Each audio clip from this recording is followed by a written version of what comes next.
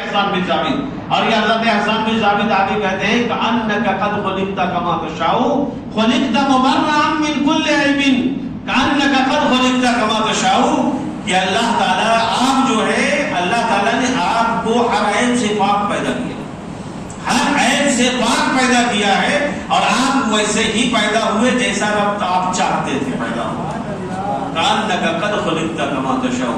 حضور سرور کائنات صلی اللہ علیہ وسلم کے حسن و جمال، چاہو جلال، جود و نوال، ایک چیز یہاں پر یاد رکھیں، کسی بھی اینگل سے آپ نبی کو دیکھیں گے تو نبی کے جیسا کوئی نظر نہیں آ سکتا، اس لیے کہ رب تبارک و تعالی نے جب نبی کو پیدا کیا تو کسی باپ کی پشت میں یا کسی ماں کے رحم میں یہ قوت نہیں رکھی کہ وہ محمد عربی کے جیسا پیدا کر سکے، قیامت تک اب کوئی پیدا ویسا نہیں ہو سکتا۔ تو حضور سرور کائنات صلی اللہ تعالی علیہ وسلم یا رسول اللہ کسی ماں نے آپ کے جیسا جنا ہی نہیں۔ حضور سرور کائنات صلی اللہ علیہ وسلم کی بات کون کر رہے ہیں؟ حضرت حسان کی جان ہے یہ، حضور صلی اللہ علیہ وسلم ایمان ہی نہیں جانے ایمان ہے۔ تو وہ انسان حضور صلی اللہ علیہ وسلم جن سے انسان میں سے، فرشتے میں سے نہیں، جنات میں سے نہیں، اور دوسری مخلوق میں سے نہیں، انسان کی جنس میں سے ہے، لیکن حضور صلی اللہ علیہ وسلم بشر ہے، یہ عقیدے کی بات ہے، یہ بھی بدل اہل سنت کا عقیدہ ہے کہ جو نبی کو بشر نہ مانے، ہم پر الزام لگایا جاتا ہے، کہا جاتا ہے یہ لوگ نبی کو بشر نہیں مانتے، تو میں اپنے عقیدے کی اظہار کر دے رہا ہوں، علماء اہل سنت نے لکھا ہے کہ جو نبی کو بشر نہ مانے وہ کافر ہے، اس سے بڑی بات اور کیا کہی جا سکتی ہے، اور جو نبی کو نور نہ مانے وہ بھی کافر ہے، یہ بھی یاد رکھ لیں، جو نبی کو نور نہ مانے وہ بھی کافر ہے، کیونکہ حضور سرور کائنات صلی اللہ علیہ وسلم بشر ہے اور نور بھی ہے، تو دونوں کو اجگلو کریں گے تو کیا ہوگا؟ نوری بشر، ہم ہے خاکی بشر اور نبی ہے نوری بشر، اور نبی کے نور کا اندازہ آپ اندازہ کریں، نبی کے نور کا اندازہ کوئی نہیں کر سکتا۔ سدرۃ المنتہا پر جب جبریل امین پہنچے، آپ نے بارہا معراج میں سنا ہوگا، سدرۃ المنتہا پر جب جبریل امین پہنچے، کہاں اگر یکسر موئے بردہ برم فروخ تجلا مسودت برم، یا رسول اللہ آپ جائیے، میں ایک بال کے برابر بھی اوپر نہیں جا سکتا۔ اب یہاں پر ایک بات آپ نقطہ غور کریں، جبریل علیہ السلام اگر اپنے کو نبی کی طرح سمجھتے تو نبی کے ساتھ چل لیتے، اور اگر نبی کو اپنی طرح سمجھتے تو روک لیتے، نہ روکا اور نہ آگے بڑھے، اور اپنے اس عمل سے ظاہر کر دیا کہ نبی میری طرح نہیں اور میں نبی کی طرح نہیں۔ ارے فرشتوں کا سردار اپنی طرح نہ سمجھے اور ہماری سڑک کا بیکار کہے نبی میری طرح، نبی ہماری طرح۔ ارے خواجہ عثمان ہارونی نے خواجہ کریم نواز کو کہا اس انگلی کے درمیان دیکھو، جب اس دو انگلی کے درمیان دیکھا تو خواجہ کریم نواز سے پوچھا ان کے پیر و مرشد نے کہ کہاں تک نظر آتا ہے، تو خواجہ کریم نواز نے کہا عرش اعظم تک نظر آ رہا ہے، پھر نیچے کی طرف دیکھو کہاں تک نظر آ رہا ہے، کہاں تحت الثری تک نظر آ رہا ہے۔ جو کہتے ہیں نبی میری طرح ہے ان سے پوچھئے کہ وہ خواجہ عثمان ہارونی کے جیسی دو انگلی لگاؤ، دو انگلی لا کر کے بتاؤ کہ جس انگلی کے درمیان دیکھنے سے عرش اعظم نظر آتا ہو اور تحت الثری نظر آتا ہو، جب وہ ایسی انگلی نہیں لا سکتے تو ان کی برابری کا دعویٰ کرتے ہو جو رسول ہم سے لاکھوں درجہ بلند ہے، کروڑوں درجہ بلند ہے، آپ اندازہ نہیں لگا سکتے اس کی بلندی کا، اور بلندی کا یہ عالم ہے۔ آپ جان لیں تمام انبیاء کم و بیش 1,24,000 انبیاء کرام نے سب سے اعلیٰ درجہ حضور سرور کائنات صلی اللہ علیہ وسلم، ان کے بعد حضرت ابراہیم علیہ السلام، ابراہیم علیہ السلام کے بعد موسیٰ علیہ السلام کا، موسیٰ علیہ السلام کے بعد عیسیٰ علیہ السلام کا، اور عیسیٰ علیہ السلام کے بعد نوح علیہ السلام کا۔ یہ 5 کو اولو العزم رسول کہا جاتا ہے، اور یہ اولو العزم رسول میں سیکنڈ پوزیشن رکھنے والے کون ہیں؟ حضرت ابراہیم علیہ السلام۔ ابراہیم علیہ السلام کے اوپر حضور صلی اللہ علیہ وسلم کا درجہ ہے، یاد رکھیں۔ حضرت ابراہیم علیہ السلام کو اللہ نے معراج کرائی، اور معراج کیسی کرائی؟ مقام ابراہیم پہ کھڑا کیا، اور جب مقام ابراہیم پہ کھڑا کیا تو ابراہیم علیہ السلام نے سے کہا اوپر کی سیر کرے، تو ابراہیم علیہ السلام نے جب نگاہ اٹھائی تو ابراہیم علیہ السلام کی نظر عرش اعظم پہ جانے کی. ابراہیم علیہ السلام کی نظر کہاں جانے کی؟ عرش اعظم پر. بتانا یہ چاہتا ہوں کہ جہاں حضرت ابراہیم علیہ السلام کی نگاہ جا کے ٹھہر جاتی ہے وہاں مصطفیٰ کا قدم پہنچتا ہے, وہاں مصطفیٰ کا قدم پہنچتا ہے. پتہ یہ چلا کہ حضرت ابراہیم کے مقام کی جہاں انتہا ہے وہاں سے مصطفیٰ کے مقام کی ابتدا ہے. تو حضرت ابراہیم علیہ السلام, اچھا جو لوگ گئے حج کرنے لوگوں نے دیکھا ہوگا مقام ابراہیم, ایک پتھر ہے وہ بھی جنتی پتھر, اور اسی پر کھڑے ہو کر کے کعبۃ اللہ کی آپ نے چنائی کی, کعبۃ اللہ کی چنائی کیا تھا, اسی پر کھڑے ہو گئے, اور وہ بھی بڑھتا جاتا تھا, اونچا ہوتا جاتا تھا. کعبۃ اللہ کمپلیٹ ہو گیا. اللہ تعالیٰ نے کہا ابراہیم تو نے میرے گھر کو بنا لیا, میں مزدوری دینا چاہتا ہوں, مانگ کیا مانگتا ہے. تو حضرت ابراہیم علیہ السلام نے کیا مانگا دیکھا, پیسہ نہیں, دولت نہیں, سونا چاندی نہیں, کیا مانگا؟ کہا مولا اگر مجھے کچھ مزدوری دینا چاہتا ہے تو مزدوری میں مجھے یہ چاہیے کہ جو نبی آخر الزمان تو پیدا کرنے والا ہے وہ میری نسل میں پیدا کر دے. ابراہیم علیہ السلام نے جیسے ہی حضور صلی اللہ علیہ وسلم کا نام مبارک لیا, اور ایک بات یہ جان لیں, جب کعبۃ اللہ کی چنائی ہو رہی تھی اور پتھر اونچا ہوتا جاتا تھا اس وقت تک اس پر نشان نہیں تھا, اس وقت تک کعبۃ اللہ تعمیر ہو گیا, نشان نہیں ہے پتھر پہ. جب دعا مانگی اور دعا میں حضرت حضور سرور کائنات صلی اللہ علیہ وسلم کا نام نامی اس نے گرامی لیا, ویسے ہی پتھر نرم پڑ گیا اور حضرت ابراہیم کے ختم پاک کے نشان کو اپنے سینے پہ محفوظ کر لیا.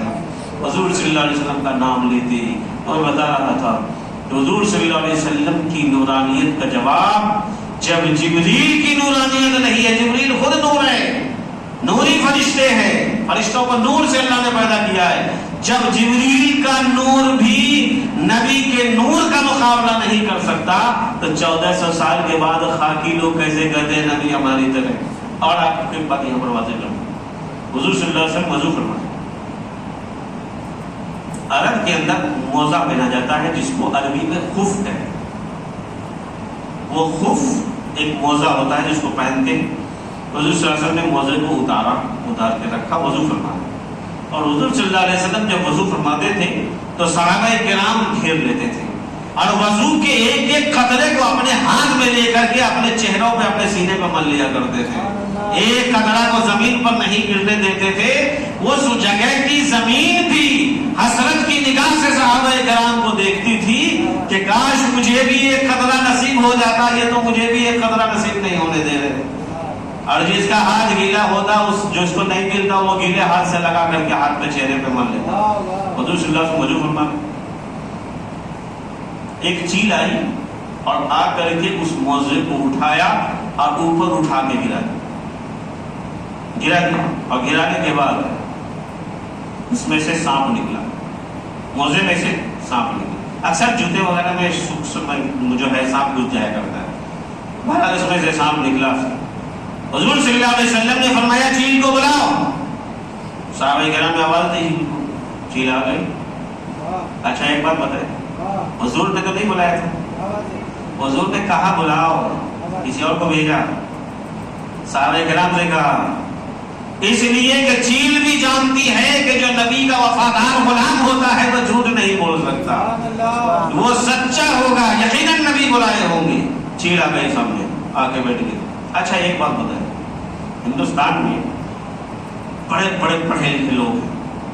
میں نے ایک بار سنا تھا جس میں بیرسٹر اسد اویسی کا نام تھا, راہل گاندھی کا نام تھا, اکھلیش یادو کا نام تھا, اور بھی کئی 4-5 آدمی کا بڑے بڑے پڑھے لکھے کا نام تھا. ان سے پوچھیے اسد اویسی کے پاس جائیے اور پوچھیے کہ کیا آپ جانور کی بولی سمجھتے, کہے گا سمجھتے ہیں. کوئی کہے گا سمجھتے ہیں. ہندوستان کا کتنا بھی پڑھا لکھا انسان ہو جانور کی بولی نہیں سمجھ سکتا, جانور کی بولی نہیں جان سکتا. لیکن نبی کی بات تو بہت بڑی ہے. نبی کے بارے میں کوئی کہنے کی بات نہیں ہے. نبی کے غلام بھی جانور کی بولی سمجھتے ہیں, نبی کے غلام بھی جانور کی بولی سمجھتے ہیں. اعلیٰ حضرت بیٹھے ہوئے, انگریز کھڑا ہے بندوق لے کر اور 2 چڑیا اڑتی ہوئی جا رہی ہے اور چیچے آپس میں آواز میں بات کرتی جا رہی ہے.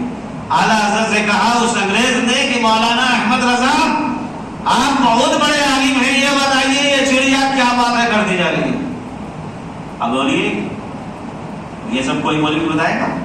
اعلیٰ حضرت نے فرمایا آگے والی پیچھے والی سے کہہ رہی ہے کہ جلدی اڑو، اب پیچھے والی کہہ رہی ہے کہ میں کیسے اڑوں، میرے پاؤں میں کانٹا چبھا ہوا۔ فوراً بندوق اٹھائی یا مارا، دونوں چڑیا کو گرا دی۔ جا کے دیکھا تو پیچھے والی جو گری تھی اس کے پیر میں کانٹا چبھا ہوا تھا۔ پتہ کیا چلا کہ جو نبی کا سچا عاشق ہوتا ہے ہر چیز اس میں روشن اور واضح ہو جایا کرتی ہے۔ چڑیا کی آواز کو بھی وہ سمجھا کرتا ہے، تو جب غلام کا یہ عالم ہے تو آقا کا عالم کیا ہوگا؟ آقا کی شان کتنی بلند ہوگی۔ چیل سے پوچھا، اے چیل تو یہ بتا کہ تو نے میرے موزے کو کیوں اٹھایا؟ کہا یا رسول اللہ اس میں سانپ تھا، اور آپ کی حالت ایسی ہے کہ آپ فرماتے ہیں لی مع اللہ وقت لا یسعنی فیہ نبی ولا مرسل، لا یسعنی فیہ نبی ولا مرسل، کہ میرے اللہ کے نزدیک میری ایسی ایک وقت ہوتا ہے جس جگہ کوئی نبی مرسل کی بھی گنجائش نہیں ہے، اس لیے اللہ کی طرف زیادہ توجہ میں ہوتے آپ، اس لیے میں نے سمجھا کہ توجہ ادھر ہو اور آپ پاؤں لگا دیں اور آپ کو تکلیف نہ پہنچا دیں، اس لیے میں نے سانپ موزے کو اٹھا کے الٹ دیا۔ حضور صلی اللہ علیہ وسلم نے پھر سوال کیا، پوچھا ایک بات بتاؤ، سانپ تو موزے کے اندر تھا، تو بلندی پہ تھی، اندر کی چیز کو تو نے کیسے دیکھ لیا؟ اندر کی چیز تو نہیں کرتی ہے، چلو اوپر پہ جو چیزیں دکھائی دے گی، اندر کی چیز کو اسے دیکھ لیا۔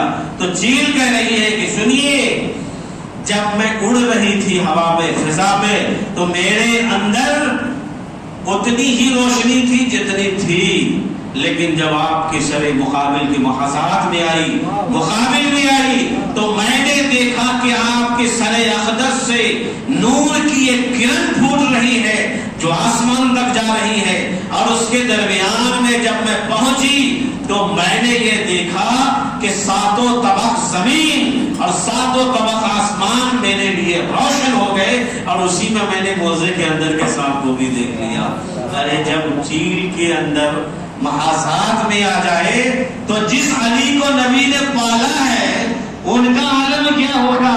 ان کے بعد جبریل امین آئے حضرت علی کے پاس، کہا کہ یہ علی یہ بتاؤ کہ اس وقت جبریل کہاں ہے؟ جبریل امین نے کیا کہا؟ اے علی یہ بتاؤ اس وقت جبریل کہاں ہے؟ حضرت علی نے تھوڑا توقف کیا اور اس کے بعد کہا کہ ساتوں طبق زمین دیکھ لیا، ساتوں طبق آسمان دیکھ لیا، کہیں جبریل نظر نہیں آئے، اگر جبریل ہے تو تو ہی ہے۔ یہ تو علی کی علم کا عالم ہے، تو نبی کے علم کا عالم کیا ہوگا؟ نبی کی شان کتنی بلند ہوگی؟ کسی بھی اینگل سے نبی کے برابر کیا، نبی کے غلام کے برابر نہیں ہو سکتا۔ آج کوئی ہے تو غوث اعظم کے برابری کا دعویٰ کرے، خواجہ غریب نواز کی برابری کا دعویٰ کرے، جب ان کے غلام کے برابر نہیں ہو سکتے تو نبیوں کے سردار جو سید المرسلین ہو، جو رسولوں کا سردار ہو، ان کی برابری کا دعویٰ کیسے کیا جا سکتا ہے؟ اور ان کو کیسے کہا جا سکتا ہے کہ ہماری طرح ہمارے جیسے ہیں؟ درود پاک پڑھیے، اللہم صلی علی سیدنا مولانا محمد وعلی آلہ سیدنا محمد علیہ وسلم صلی اللہ۔ مفصل بیان دعا بازار سن چکے ہیں، اور میں نے مختصراً جو عرض کرنا تھا کیونکہ ٹائم بھی کم تھا اس لیے میں نے آپ کے پاس سامنے چند باتیں رکھی۔ اس لیے ایک بات کو یاد رکھیں کہ نبی ہم سے لاکھوں درجہ بلند ہے، نبی کا عشق، نبی کی محبت کو اپنے دل میں بسائے، یہی ہمیں دنیا میں بھی کام آنے والی چیز ہے اور آخرت میں بھی کام آنے والی چیز ہے۔ وآخر دعوانا ان الحمدللہ رب العالمین، والصلاۃ والسلام علی